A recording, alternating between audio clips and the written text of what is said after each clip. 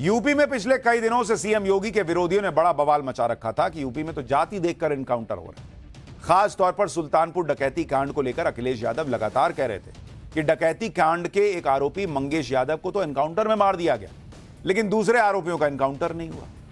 आज यूपी में इस केस को लेकर एक ऐसा एक्शन हुआ जिससे एनकाउंटर पर अखिलेश यादव की राजनीति का पूरा एजेंडा ही ध्वस्त हो गया। और सीएम योगी ने क्लियर कट मैसेज भी दे दिया कि जो गुनाह करेगा वो सजा भी भुगतेगा, फिर चाहे जाति कोई भी हो।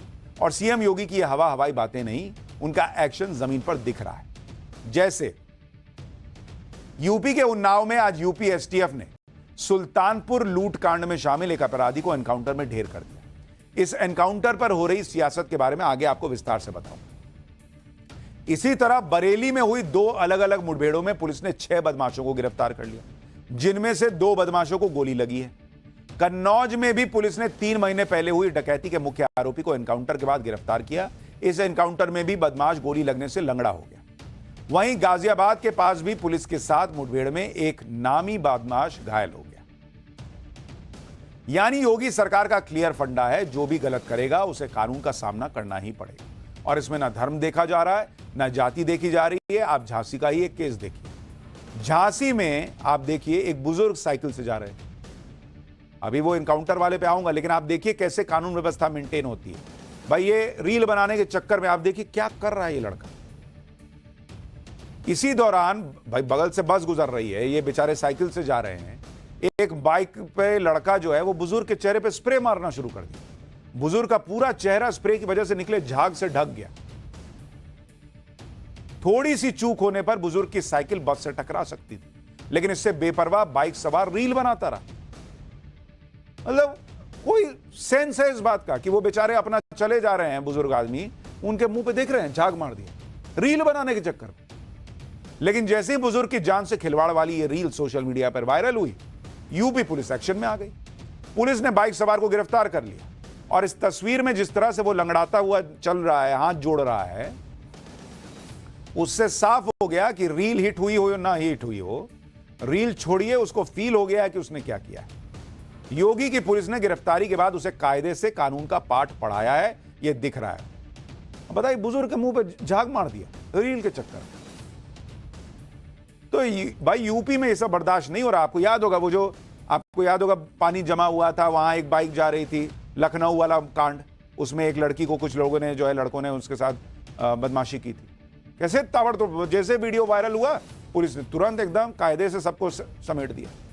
वैसे यहां हुआ, ये रील वायरल हुआ, ये भाई का बुखार उतार दिया पुलिस ने। इसी तरह यूपी के उन्नाव से भी आज वो तस्वीर आई जिसने योगी आदित्यनाथ के विरोधियों के नैरेटिव की हवा निकाली, जो अपराधियों के एनकाउंटर में जाति गिराने में जुटे थे। दरअसल 5 सितंबर को सुल्तानपुर डकैती केस में यूपी एसटीएफ ने आरोपी बदमाश मंगेश यादव को एनकाउंटर में मार गिराया। जब से मंगेश यादव मारा गया तब से यही कहा जा रहा था कि मंगेश तो यादव था, इसलिए उसका एनकाउंटर हो गया।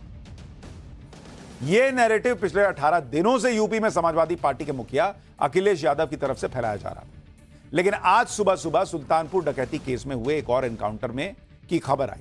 इस बार यूपी एसटीएफ ने इस केस से जुड़े किस बदमाश को एनकाउंटर में मार गिराया, उसका नाम है अनुज प्रताप सिंह। अब वो लोग क्या कहेंगे जो कह रहे थे कि मंगेश यादव को इसलिए मार दिया क्योंकि उसके नाम में यादव था। अब तो जो इसको मारा गया वो तो ठाकुर है। तो ठाकुर का एनकाउंटर हुआ कि नहीं हुआ? और हमने तो आपको पूरा डेटा पाठशाला में बता रखा है कि हर जाति हर धर्म के अपराधी का एनकाउंटर हुआ है पिछले कुछ सालों में। अनुज प्रताप सिंह भी 28 अगस्त को यूपी के सुल्तानपुर में हुई करोड़ों की डकैती में शामिल था। इस लूट को 14 बदमाशों ने मिलकर अंजाम दिया था। लेकिन जैसे ही सीएम योगी के निर्देश पर यूपी एसटीएफ एक्शन में आई, इस लूट के मास्टरमाइंड विपिन सिंह ने लूट के अगले ही दिन एनकाउंटर के खौफ में सरेंडर कर दिया। जबकि लूट में शामिल 1 लाख के इनामी बदमाश मंगेश यादव को एसटीएफ ने 5 सितंबर को हुए एक एनकाउंटर में मार गिराया। यह एनकाउंटर सुल्तानपुर में हुआ। आज एसटीएफ ने इस लूट में शामिल एक और बदमाश अनुज प्रताप सिंह का भी एनकाउंटर किया और वो ढेर हो गया।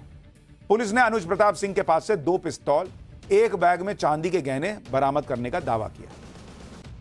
यूपी एसटीएफ के मुताबिक उन्हें अनुज प्रताप सिंह की उन्नाव के पास लोकेशन मिली और जानकारी मिली थी कि अनुज प्रताप सिंह सुल्तानपुर की तरफ निकलने वाला है, जिसके बाद एसटीएफ ने लोकल पुलिस के साथ मिलकर उसकी घेराबंदी की।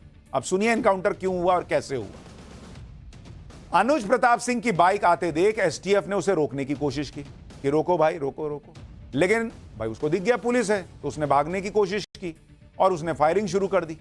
एसटीएफ ने जवाबी फायरिंग की तो उसमें अनुज प्रताप सिंह को गोली लगी, उसे अस्पताल ले जाया गया, लेकिन इलाज के दौरान उसकी मौत हो गई। इस मुठभेड़ में अनुज प्रताप सिंह के साथ बाइक पर बैठा एक बदमाश भागने में कामयाब हो गया। जिस जगह पर अनुज प्रताप सिंह का एनकाउंटर हुआ वहां से हमारे सहयोगी की एक रिपोर्ट देखिए, फिर आपको एनकाउंटर में बाल बाल बचे एसटीएफ के कमांडो की जुबानी एनकाउंटर की पूरी कहानी भी सुनवाता हूं।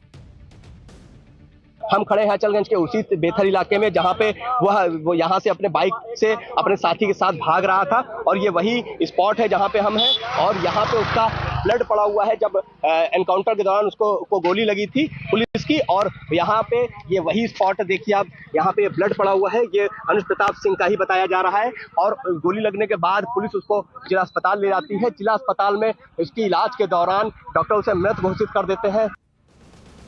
यूपी एसटीएफ का दावा है कि अनुज प्रताप सिंह के साथ हुई मुठभेड़ में शामिल एसटीएफ के एक कमांडो को भी गोली लगी। एसटीएफ के उस कमांडो को सुनिए जिसकी जान बुलेट प्रूफ जैकेट की वजह से बाल बाल बची। सुबह मुठभेड़ के दौरान मुलजिम को पकड़ने के लिए हम लोग घेराबंदी लगाए थे, जिसको पकड़ने के लिए टीम दोनों तरफ से लगी थी। जब टीम को अपनी तरफ मुलजिम आते हुए देखा तो भागने की कोशिश किया, जिसको हम लोग दौड़ा पकड़ने के लिए आगे बढ़े तो फायरिंग करने लगा और फायरिंग में मुझे गोली हिट हुई थी सामने से सीने की तरफ। आपको गोली कहाँ लगी? सामने से सीने की तरफ। जी, बुलेट प्रूफ जैकेट पहने था, जिसका मुझे फायदा मिला, नाम मिला, जिससे गोली चला। 28 अगस्त को सुल्तानपुर में हुई डकैती के लिए अनुज प्रताप सिंह की ज्वेलरी शोरूम में घुसने की तस्वीरें हैं। सफेद शर्ट पहने अनुज प्रताप सिंह ने शोरूम के अंदर बैठे दुकानदार और उसके बेटे को पिस्तौल तानकर धमकाया भी। इसके बाद एक एक कर गैंग के 4 और बदमाश मंगेश यादव, अंकित यादव, अरबाज और फुरकान शोरूम में घुसते हैं। इनमें से अनुज प्रताप सिंह और मंगेश यादव का तो एनकाउंटर हो गया, दोनों मारे जा चुके, जबकि शोरूम में घुसने वाले बाकी 3 बदमाश अरबाज, फुरकान और अंकित यादव अभी फरार चल रहे। तीनों बदमाशों पर भी 1-1 लाख का इनाम घोषित किया हुआ है। इसलिए सुल्तानपुर डकैती केस में हो रही कार्रवाई के लिए ज्वेलरी शोरूम के मालिक ने योगी सरकार की तारीफ की है। सुनिए एक बार उसको। पुलिस प्रशासन का और एसटीएफ का और हमारे प्रदेश सरकार का बहुत बड़ा सराहनीय काम है कि अपराधी पकड़े जाएं और केस का हमारा खुलासा हो। इससे हमें भी संतुष्टि मिल रही है कि नहीं, सरकार की तरफ से कोई ढिलाई नहीं है, पुलिस प्रशासन की तरफ से कोई ढिलाई नहीं है, एसटीएफ की तरफ से कोई ढिलाई नहीं है और काम अच्छे हो रहा है। हमको उम्मीद है कि हमारा सब काम, अपराधी पकड़े जाएंगे, हो सकता है जो सामान बचा है वो भी हमें मिले। जाहिर है ऐसा बदमाश जिसकी पिस्तौल से निकली गोली से एसटीएफ का कमांडो बाल बाल बचा और जो हाथों में पिस्तौल लहराता हुआ सबसे पहले ज्वेलरी शोरूम में घुसा, उसके एनकाउंटर से इलाके के लोगों को राहत मिली। लेकिन अनुज प्रताप सिंह के एनकाउंटर पर अखिलेश यादव की बेचैनी थोड़ी अलग दिखी। याद कीजिए 5 सितंबर की सुबह मंगेश यादव का एनकाउंटर हुआ था, जिस पर कुछ ही घंटे में अखिलेश यादव ने लंबा चौड़ा ट्वीट ठोक दिया था। इस ट्वीट के साथ अखिलेश यादव जाति वाला नैरेटिव लेकर आए थे, एनकाउंटर पर सवाल उठाए थे, मंगेश यादव के परिवार तक से मिलने पहुंच गए। आज भी अखिलेश यादव ने ट्वीट किया, लेकिन इस बार पीडीए वाला एंगल नहीं मिला तो जाति की बात करना भूल गए। अखिलेश यादव ने आज लिखा कि सबसे कमजोर लोग एनकाउंटर को अपनी शक्ति मानते हैं, किसी का भी फर्जी एनकाउंटर नाइंसाफी है, हिंसा और रक्त से उत्तर प्रदेश की छवि को धूमिल करना उत्तर प्रदेश के भविष्य के विरुद्ध एक बड़ा षड्यंत्र है। आज के सत्ताधारी जानते हैं कि वो भविष्य में फिर कभी वापस नहीं चुने जाएंगे, इसलिए वो जाते जाते उत्तर प्रदेश में ऐसे हालात पैदा कर देना चाहते हैं कि उत्तर प्रदेश में कोई प्रवेश निवेश ही ना कर सके। उत्तर प्रदेश की जागरूक जनता ने जिस तरह लोकसभा चुनाव में भाजपा को हराया, भाजपाई उसी का बदला ले रहे हैं। जिनका खुद का कोई भविष्य नहीं होता वही भविष्य बिगाड़ते हैं, निंदनीय। यानी इस पूरे ट्वीट में आज जिसका एनकाउंटर हुआ उसकी जाति का जिक्र नहीं आया अखिलेश यादव की तरफ से। जिस तरह मंगेश यादव के एनकाउंटर के बाद अखिलेश यादव ने जातिवाद का नैरेटिव सेट करने की कोशिश की, अनुज प्रताप सिंह के पिता ने उसी नैरेटिव को अपने बेटे के एनकाउंटर की बड़ी वजह बताया और कहा कि चलो अखिलेश यादव की इच्छा पूरी हो गई। आप भी एनकाउंटर में मारे गए अनुज प्रताप सिंह के पिता को सुनिए कि उन्होंने अखिलेश यादव को कैसे आईना दिखाया। फिर आपको सीएम योगी की माफिया और अपराधियों को नई वार्निंग के बारे में बताता हूं। चलो अखिलेश यादव जी का इच्छा तो पूरी हो गई, कम से कम ठाकुरों का इनकाउंटर करके उनकी इच्छा की पूर्ति तो हो गई। ठाकुर का भी इनकाउंटर हो गया। जिसके पास 35-40 केस है उनका इनकाउंटर नहीं हो रहा, जिसके पास 1-2 केस है उनका इनकाउंटर किया जा रहा है। सरकार की मर्जी है, जो मर्जी हो सरकार कराए। विरोधी भले ही यूपी में अपराधियों के एनकाउंटर पर सवाल उठा रहे हैं, लेकिन आज मिर्जापुर पहुंचे योगी आदित्यनाथ ने फिर साफ कर दिया कि जो कानून को चुनौती देगा उसे अंजाम भुगतना ही होगा। सीएम योगी को सुनिए, फिर आपको यूपी में पिछली सरकारों के दौरान एनकाउंटर में हुई मौत के आंकड़ों के बारे में भी बताऊंगा। ये नए भारत का नया उत्तर प्रदेश है। नए भारत के नए उत्तर प्रदेश में सुरक्षा भी है तो सम्मान भी है। बेटी की सुरक्षा में कोई सेंध नहीं लगा सकता, अगर कोई लगाएगा तो उसको उसका खामियाजा भुगतना पड़ेगा। व्यापारी की सुरक्षा में कोई सेंध नहीं लगा सकता, किसान की जमीन पर कोई कब्जा नहीं कर सकता, किसी गरीब की झोपड़ी को कोई उजाड़ने का दुस्साहस नहीं कर सकता है, और अगर करेगा तो उसको उसका खामियाजा भुगतना पड़ेगा। आज आप देख रहे होंगे ये माफिया आज गिड़गड़ा रहे हैं, कह रहे हुजूर एक बार जान बख्श दो, बस आगे से थैली लगा करके पेट भर लेंगे, लेकिन किसी को छेड़ेंगे नहीं, किसी की संपत्ति पर कब्जा नहीं करेंगे, रात चलते हुए राहगीर पर या व्यापारी पर गोली नहीं बरसाएंगे। दरअसल यूपी में जल्द ही 10 विधानसभा सीटों पर उपचुनाव हो जाए, इसलिए अखिलेश यादव हर एनकाउंटर को फर्जी बताने में जुटे हैं या फिर अपराधियों की जाति देख रहे हैं। लेकिन योगी आदित्यनाथ का विरोध करने के लिए एनकाउंटर पर सवाल उठाने वालों को यूपी में एनकाउंटर में मारे गए अपराधियों की पूरी लिस्ट जरूर देखनी चाहिए। यूपी में एनकाउंटर में सबसे ज्यादा अपराधियों की मौत मुलायम सिंह यादव की सरकार में हुई। उनके कार्यकाल में कुल 499 लोग एनकाउंटर में मारे गए। वहीं मायावती की सरकार के दौरान यूपी में 261 लोगों के एनकाउंटर हुए, जबकि खुद अखिलेश यादव की सरकार में भी 40 लोग एनकाउंटर में ढेर हुए।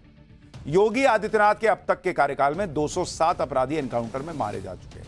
इसलिए योगी सरकार में मंत्री ओम प्रकाश राजभर ने भी अपराधियों की जाति के बहाने राजनीति करने वालों को निशाने पर लिया। कहा कि सरकार अपराधी की जाति देखकर नहीं चलती, बल्कि उसके अपराध को देखकर कार्रवाई करती। सुनिए ओपी राजभर को। अपराधी की कोई जाति नहीं होती है। अपराधी अगर अपराध करेगा तो उसकी सजा उसको सरकार देगी। 67 मुसलमान मारा गया, 20 ब्राह्मण मारा गया, 19 राजपूत, 16 यादव, 24 अति पिछड़ा मारा गया, 26 अन्य लोग मारे गए। तो इन पे चर्चा विपक्ष क्यों नहीं करता कि इतने लोगों की मारे गए? अगर वो जाति गिना रहे हैं तो सबकी जाति क्यों नहीं बताते? उस पर क्यों नहीं चर्चा करते? सरकार जाति देख करके नहीं, बल्कि अपराधी अगर अपराध करता है तो अपराधी मान करके उसके खिलाफ पुलिस कार्रवाई करती है। हालांकि कानून की नजर में अपराधी चाहे कितना भी बड़ा बदमाश क्यों ना हो, उसके जाने से परिवार के लोग तो दुखी हो जाते हैं। इसलिए अनुज प्रताप सिंह की बहन ने भी अपने भाई के एनकाउंटर पर सवाल उठाए। अनुज प्रताप सिंह की बहन को सुनिए। हम यही कहना चाहते हैं कि पुलिस की वर्दी दी गई है तो उसका गलत फ़ायदा ना उठाएं। जिसके ऊपर 36 केस है उसका भी इनकाउंटर करवा देते, जिसके ऊपर एक केस है बेगुनाह है उनका भी इनकाउंटर करवा दिए हैं ये लोग। अगर इसमें 15 लोग शामिल हैं, 14 लोग शामिल हैं तो सबका इनकाउंटर होना चाहिए। ये जो दिखाते हैं ना, ये कानून वास्तव में अंधा है, कोई इंसाफ नहीं मिल रहा है। हम लोगों के ऊपर क्या बीत रही है? हम लोगों की माँ भी नहीं है, पिता हैं हमारे बड़े भाई थे। अगर हमारे पिता कुछ हो गया तो हम लोग सारे कौन थे? हमारे भाई ही तो थे। उन लोगों ने उनका भी बेरहमी से एनकाउंटर कर दिया। देखिए, परिवार का दुख लाजमी है, लेकिन एनकाउंटर जो है वो किन परिस्थितियों में हुए? जिसका एनकाउंटर हुआ वो खुद गोली चला रहा है, भागने का प्रयास कर रहा है। भाई जिसने सरेंडर कर दिया उसका एनकाउंटर तो नहीं हुआ।